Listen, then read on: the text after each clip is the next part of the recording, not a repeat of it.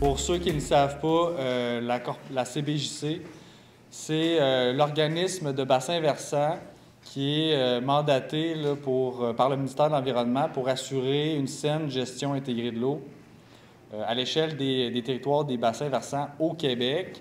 Pour la CBJC, le territoire d'application, c'est essentiellement le bassin versant de la rivière Jacques-Cartier qui prend sa source dans la réserve faunique des Laurentides et qui se jette donc à son embouchure à Cap-Santé et Donnacona dans le fleuve Saint-Laurent. J'aimerais porter à votre attention qu'on est le 7 juin et le mois de juin s'est rendu officiellement comme étant le mois de l'eau, donc le mois dédié à la sensibilisation de la population aux divers enjeux liés à cette ressource qui est si importante chez nous. Je pense que vous en êtes conscients. Michel a bien décrit un peu c'est quoi mon travail là, au sein de la CBJC. J'y suis depuis 2018. Et j'aime dire que j'ai un allié de taille dans mon travail qui est le saumon atlantique dans la rivière. C'est une particularité régionale puisqu'il s'agit de la rivière au saumon atlantique qui est le plus au sud et à l'ouest au Québec. La plus près, c'est celle de Charlevoix, la rivière du Gouffre. Donc, c'est une particularité régionale et c'est une espèce qui est sensible à la qualité de son habitat. C'est une espèce qu'on dit parapluie. Donc, ce faisant, on s'en sert comme porte-étendard d'une saine gestion intégrée de l'eau du bassin versant, puisque les activités, les usages qui ont cours dans le territoire de son bassin versant s'écoulent donc dans la rivière et ont un impact sur l'habitat du saumon. Donc, je me sers beaucoup du saumon dans mon travail pour faire la promotion, la mobilisation à la saine gestion intégrée de l'eau, qui est la mission de l'organisme de bassin versant, la CBJC. Et je suis très content aujourd'hui, étant donné que c'est mon allié là, de tous les jours, je suis très content de vous entretenir ce soir là, sur l'histoire du saumon dans la rivière Jacques-Cartier, qui est une histoire de restauration écologique. La présence du saumon dans la rivière Jacques-Cartier se décline en 3 grandes phases, donc qu'on va passer au travers là, ce soir. Une première phase jusqu'au 19e siècle, une deuxième phase dans le 20e siècle, puis une troisième phase le plus aujourd'hui.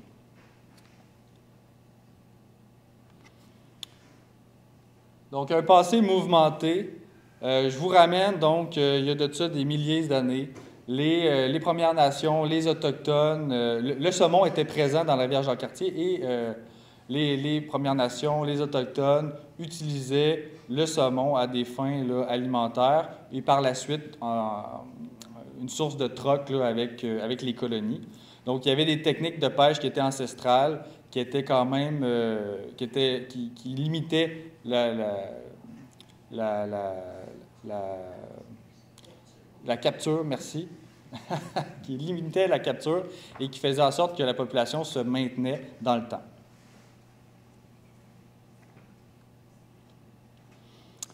Maintenant, je vous amène dans les années 1600. Donc, au début là, du régime français, la rivière Jacques-Cartier était utilisée par les trappeurs, puis comme source de commerce par la suite. Puis le saumon, là, c'était une denrée pour les échanges, comme je disais, puis ça a été un des principaux moyens de subsistance des premières colonies. La rivière était si abondante en termes de saumon là, que même Samuel de Champlain la mentionnait dans ses écrits comme étant... Il la nommait en fait la rivière des esturgeons et saumons, nom qui n'a pas perduré dans le temps. C'est plutôt le nom de la rivière Jacques-Cartier qu'on a retenu en 1656, parce que, bon, il y avait interprétation que Jacques-Cartier avait séjourné à son embouchure, et c'est ce nom-là qui est resté dans le temps. Par contre, là, la ressource là, de saumon était toujours abondante dans ces années-là.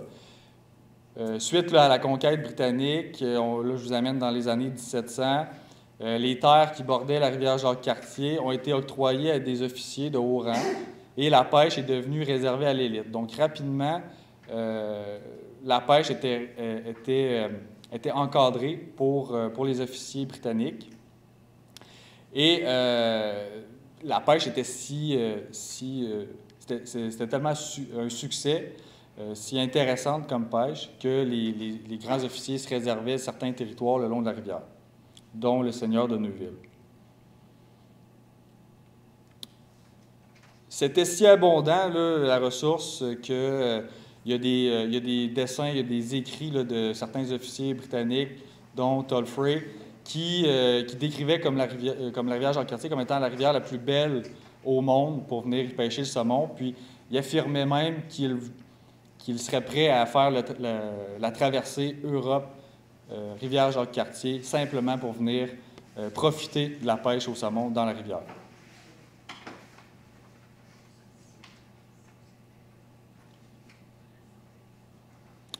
Donc, il y a eu un grand engouement pour la pêche. Les habitants, les officiers ont profité de la ressource.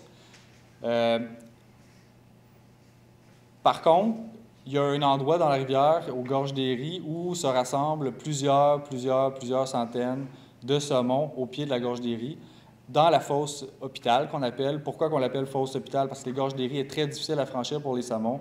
On estime qu'il y en a seulement 1 sur 5 qui passent. Puis ceux qui s'essayent, bien, ils reviennent dans la fosse, puis ils reviennent maganer.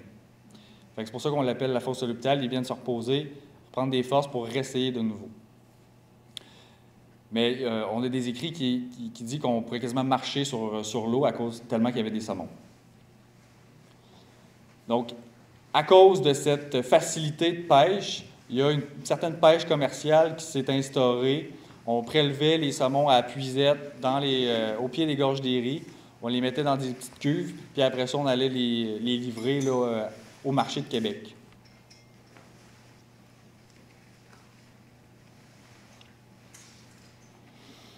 Fait que là, bon, il y a de l'exploitation de la ressource qui s'est faite de plus en plus grandissante. C'était tellement facile d'épuiser aux Gorges des Ris que là, il en laissait quasiment pas passer. Fait que là, 1850, il y a quelqu'un, un Richard Nessel, qui disait, ben, c'est pas durable comme pêche, il faudrait peut-être légiférer, il faudrait peut-être encadrer cette pêche-là. Donc, il y a une loi qui a été adoptée en 1854 pour essayer d'éviter la surexploitation. Puis, par la suite, là, en 1857, ce même Richard Nessel, il a réalisé des expériences de pisciculture pour essayer d'ensemencer la rivière Jacques-Cartier, pour essayer de maintenir cette population-là. Donc, la première pisciculture date de cette époque-là. Puis, ça a été aussi un acteur là, de sensibilisation, là, un précurseur là, pour la population dans la rivière. Par la suite, 1877, il y a eu le premier club de pêche privé au Québec, le Club Select Jacques-Cartier River Fishing Club, qui assurait un certain contrôle de la pêche, puis il rapportait aussi que la pêche était encore bonne à cette époque-là, donc 1877.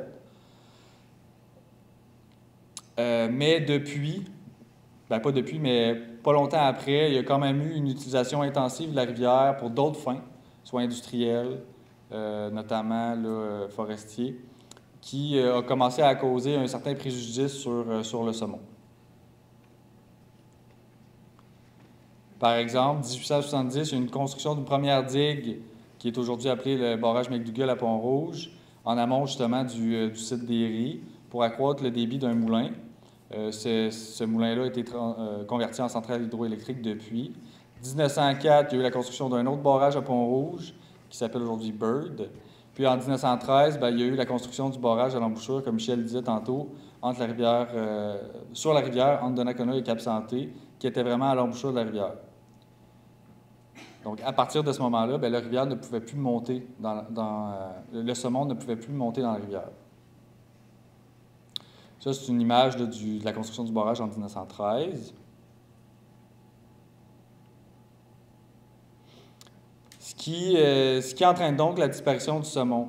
Donc, les années qui ont suivi, 1914, 1915, là, les derniers saumonaux qui étaient nés en rivière ont descendu la rivière, sont allés en mer, ont vécu leur vie, mais lorsqu'ils sont revenus, ils se sont fait bloquer le nez au barrage. Donc, à partir de ce moment-là, disparition du saumon dans la rivière. Pourquoi? Là, j'ouvre une petite parenthèse là, non historique, mais plus biologique, à cause justement de la biologie de l'espèce. C'est une espèce qu'on dit anadrome, donc c'est une espèce qui naît et se reproduit en rivière, mais qui va s'alimenter en mer, en eau salée. Donc, s'il n'y a pas d'accès aux frayères, il ne se reproduit pas. S'il n'y a pas d'œufs, il n'y a pas de recrutement. C'est un peu ça qui est illustré ici. C'est le cycle de vie du saumon. Donc, les œufs, en fait, les saumonaux naissent en rivière, dévalent la rivière après quelques années, vont s'alimenter en mer, grossir, puis revenir en rivière pour se reproduire quasiment à la même place où ils sont nés, de manière olfactive. Donc, comme je disais, les œufs sont pondus à l'automne. Ils passent tout l'hiver enfouis dans le gravier. Ils sont oxygénés par le débit de la rivière. Puis, pour vous donner une idée, pour 8000 œufs, qui peut représenter à peu près la ponte d'une femelle, il va rester 500 alevins, qui se trouvent être le premier stade de vie du saumon, et qui va passer là, qui va passer à peu près 1 an en rivière, à peu près au même spot, sur la même roche presque. Après ça, de ces 500 alevins-là, il y en a certains il y en a seulement 120 qui vont survivre, qui vont se rendre au stade tacon, que là, il devient un petit peu plus gros. Lui, il va passer 1 à 4 ans en rivière pour s'alimenter. Lui, il va se déplacer un petit peu plus, mais il va rester à peu près dans le même spot de rivière. Puis après ça, de ces 120 tacons-là, il y en a à peu près 50 qui vont survivre, qui vont devenir saumonaux, qui, eux, lorsqu'ils deviennent saumonaux, c'est leur déclenchement pour leur dire « OK, moi, je dévale, puis je m'en vais en mer pour aller m'alimenter ailleurs ». Il y a 50 saumonaux sur les 8000 œufs qui vont descendre de la rivière, qui vont aller jusqu'en mer, puis ils vont aller jusqu'au Groenland. Ouais, on le voit un peu. Ils vont aller rejoindre leurs amis des autres rivières à saumon au Québec, au Nouveau-Brunswick, puis même de l'Europe. Et ils vont aller se nourrir là, sur les côtes du Groenland. Ils vont rester là à peu près 1 à 3 années, puis après ça, ils vont venir se reproduire dans la rivière, dans la rivière qui les a vus naître. Donc, ils ont des formes océaniques pour être un petit peu plus aérodynamiques lorsqu'ils sont en mer, parce qu'ils parcourent des extrêmes grandes distances. Puis quand ils arrivent en eau douce, là, ils changent leur physionomie, puis ils deviennent différents. Le mâle, il devient avec un crochet, fait qu'il est facilement identifiable. Je ferme la parenthèse, plus biologique. Donc, si je résume la première phase, là, abondance, préservation qui était exploitation qui était somme toute durable au début, là, 1600, 1700. Puis à un moment donné, ça s'est mis à être un petit peu plus exploité de façon commerciale. Une surexploitation qui s'est faite. La population a tranquillement diminué jusqu'à se voir disparaître lorsqu'il y a eu une succession de constructions de barrages qui limitaient sa migration. Puis comme je viens de vous dire, sa migration, c'est essentiel à sa survie. Parce que s'il n'y a pas accès aux frayères, il ne peut pas faire des œufs. Puis s'il n'y a pas d'œufs, il y a un problème de recrutement qui fait en sorte qu'il y aura éventuellement pas d'adultes qui vont revenir en rivière. En 1913, construction du barrage en embouchure, il n'y a plus de place où aller, il est bloqué. Donc, disparition du saumon. En même temps, il y a eu de la drave dans la rivière, il y a eu des activités autres qui se sont passées. Et le point de déclenchement, c'est l'arrêt de la drave en 1975 à peu près. Donc, arrêt des activités de flottage du bois. Il y a eu aussi là, la bataille de Chantilly là, qui a amené la création du Parc national de la Jacques-Cartier dans ces mêmes eaux-là. Puis, il y a un groupe de personnes, comme Michel disait, des passionnés, des biologistes, des pêcheurs, des citoyens qui se sont mobilisés. Ils ont dit hey, il y avait déjà du saumon ici, vraiment beaucoup. il n'y a plus de drave, on devrait essayer de le réintroduire dans la rivière. Fait que 1979, naissance d'un comité qui a été créé par ce petit groupe de passionnés-là, la Corporation de restauration de la Jacques-Cartier, qui est l'ancêtre de la CBJC. C'est pourquoi on a un intérêt particulier envers la ressource, qui est spécifiquement créée là, pour la réintroduction du saumon. Ils ont une mission quand même un petit peu plus large de restauration, conservation, mise en valeur de la rivière, parce que l'idée, c'est, oui, réintroduire le saumon, mais pour le redonner à la population. Donc, leur slogan à l'époque, et encore aujourd'hui, c'est une ressource... non. Leur slogan à l'époque, c'était une rivière pour tous. L'idée étant de redonner la rivière à tous. De redonner la rivière au saumon et à la population. Donc, ça a été un grand projet pilote, mobilisateur. Ça a été un des premiers là, à tenter l'expérience de réintroduire une population qui avait été disparue.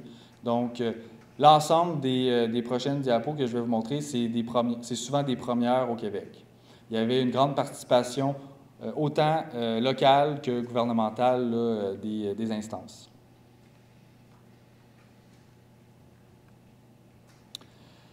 Donc, comme j'ai évoqué rapidement, plusieurs défis quand même. Là, à l'époque, c'était une des premières à tenter l'expérience de réintroduire le saumon. Donc, il y a plusieurs défis. D'abord, au niveau de l'ensemencement. Pourquoi? Bien, comme je disais tantôt, il faut qu'il naisse en rivière pour avoir l'instinct de revenir en rivière. Donc, il a fallu ensemencer des saumoneaux, des tacons, des alevins, chacun des stades de vie du saumon, ce qui a été commencé dès 1981. Donc, il y a un court laps de temps entre la création de la corporation et le début des ensemencements. Donc, ça démontre là, la forte mobilisation puis la réussite là, de ce projet, du moins de cette mobilisation de l'ensemble des acteurs du milieu. C'était un projet commun.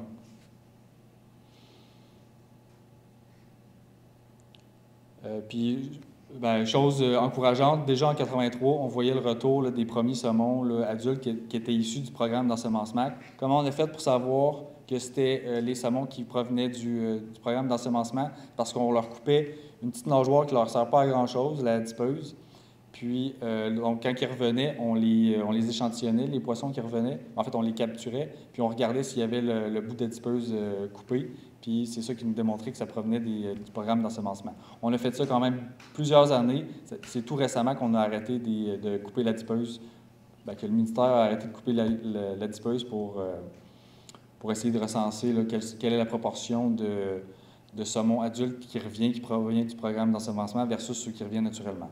Parce que la proportion de saumon qui revenait de façon naturelle était de plus en plus grande. Donc, grand projet, programme d'ensemencement dans la rivière, 1980. Ça faisait les manchettes, 81. Après ça, un autre défi, la montaison. Parce que là, on ensemence, OK. Là, mais là, ils reviennent, mais ils sont encore bloqués au barrage de Donnacona. Fait que 85, aménagement d'une passe migratoire au barrage de Donnacona, du côté de Donnacona. Première passe migratoire sur la rivière. Ça a été un projet innovant et c'est un projet quand même, c'est un investissement quand même assez important qui a été financé entre autres par le gouvernement du Québec. Il y a d'autres obstacles sur la rivière. Je parlais tantôt d'autres barrages à Pont-Rouge. Il y a eu des passes migratoires qui ont été aussi installées à ces endroits-là, mais ils n'ont pas été conçus là, à cause de la morphologie de la rivière. Ils n'ont pas été conçus pareils, ce qui fait en sorte que leur efficacité n'est pas encore démontrée, alors que celle de Donnacona était efficace. Il y a aussi un autre obstacle, mais celui-là naturel, qui est les gorges d'Éry. Tantôt, je disais que, historiquement, c'était un endroit où les saumons avaient de la misère à traverser, mais il y en avait quand même quelques-uns qui passaient. Tantôt, j'ai évoqué le 1 sur 100, mais considérant qu'il y avait des milliers de saumons, il y en avait quand même assez qui réussissaient à franchir pour aller se reproduire en amont. Mais avec les activités de flottage de drave, ça l'a, sur 60 ans, ça l'a perturbé un peu le lit de la gorge, qui fait en sorte qu'il était encore plus difficile de traverser la gorge. Puis en même temps, avec la centrale, il y avait une gestion de débit. Donc, il y a des aménagements qui ont été réalisés au sein même, dans le lit de la gorge des Ris, pour créer un genre de palier pour essayer de rendre ça un petit peu plus accessible pour les saumons. Un autre défi qui est en lien un peu avec l'ensemencement, c'est la dévalaison. Tu sais, là, les saumons ont été réintroduits dans la rivière. Là, ils peuvent monter avec les passes migratoires.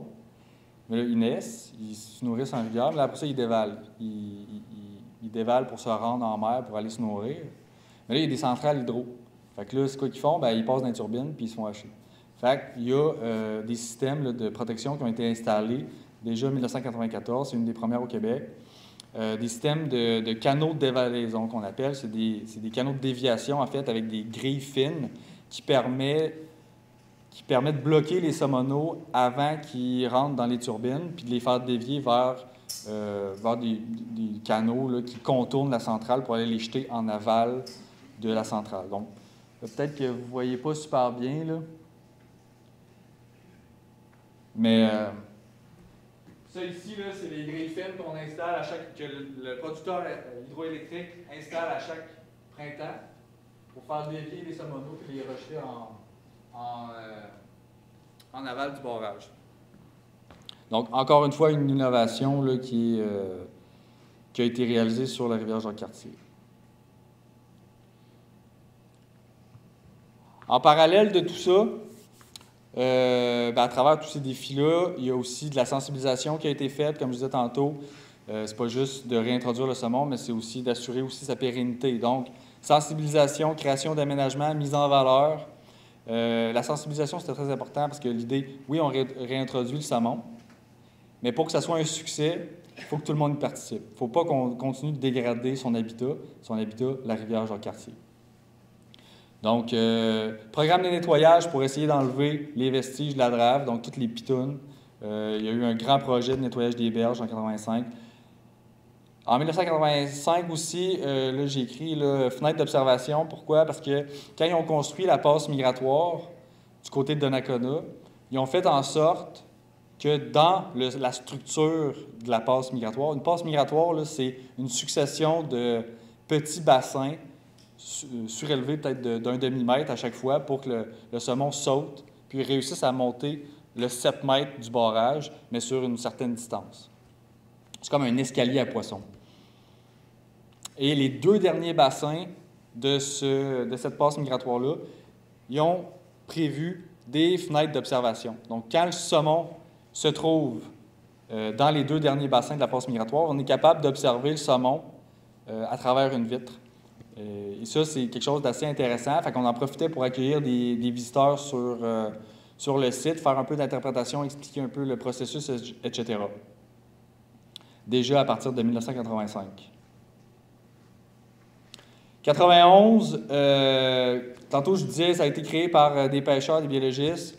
91, la rivière a regagné son statut là, de rivière à saumon. Il y a eu la création d'une ZEC à gestion mixte, là, parce qu'il y avait de la pêche à truite, pêche au saumon. Dans le secteur de Donnacona-Pont-Rouge, parce que c'est là qu'on retrouvait là, les meilleures fosses. Et cette ZEC-là était gérée par la CRJC, donc l'ancêtre de la CBJC. 98, transfert des installations de la passe migratoire du côté de Donnacona, du côté de Cap-Santé pour des raisons d'efficacité. Et on a également transféré les infrastructures d'accueil au public, donc même setup des vitres pour observer le saumon qui se retrouve dans la passe migratoire. J'ajouterais que 2002, on a aussi là, il y a eu l'obligation de transporter tous les saumons qui se présentaient à la passe migratoire. Donc, systématiquement, on les bloque en haut de la passe migratoire et on les transporte dans un camion en amont des autres obstacles de la rivière, notamment ceux à Pont-Rouge qui sont difficilement franchissables pour le saumon. Les meilleures frayères étaient en amont, c'est-à-dire à partir de Saint-Gabriel, Tewksbury, Parc national de la Jacques-Cartier. 2004, la pêche sportive a arrêté, la RESEC a arrêté. Pourquoi? Parce que c'est pas spécifique à la rivière Jacques-Cartier, mais dans la province, là, il y a eu un baisse des stocks début des années 2000 pour des raisons obscurs, mais probablement en mer. Il y a eu une baisse drastique des populations de l'ensemble du Québec début des années 2000. Donc, pour la rivière Jacques-Cartier, arrêt de la pêche, moratoire en 2004. Puis 2009, on s'est dit, OK, plus de pêche, là, c'est sûr qu'il n'y aura plus de pêche. On va vraiment attendre que la population se rétablisse avant de réouvrir la pêche.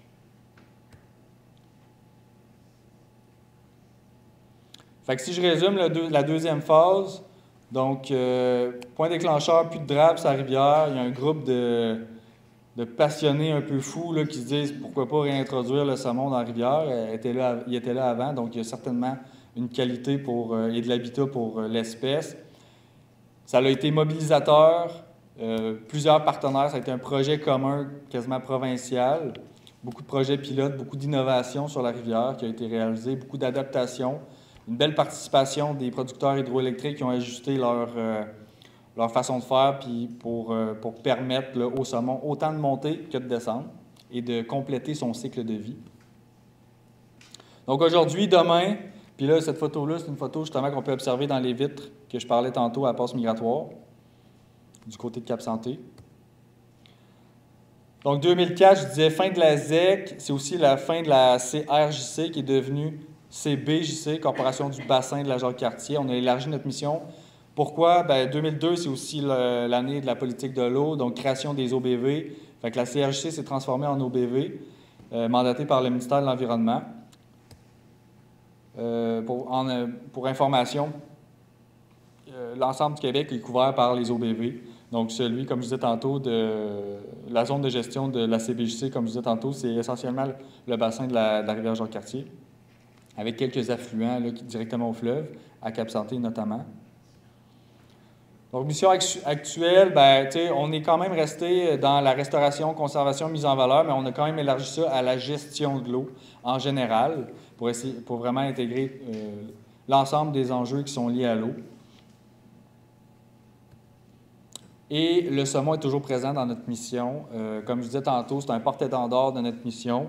Donc, on réalise beaucoup de projets, beaucoup d'initiatives qui ont pour but là, de maintenir la population de saumon, de promouvoir la population de saumon aussi dans la région. Donc, comme je disais tantôt, le transport des saumons, on les capture dans la passe migratoire. La photo en haut à gauche, c'est dans notre cage de capture. En bas à gauche, c'est le camion dans lequel on vide la cage avec les saumons.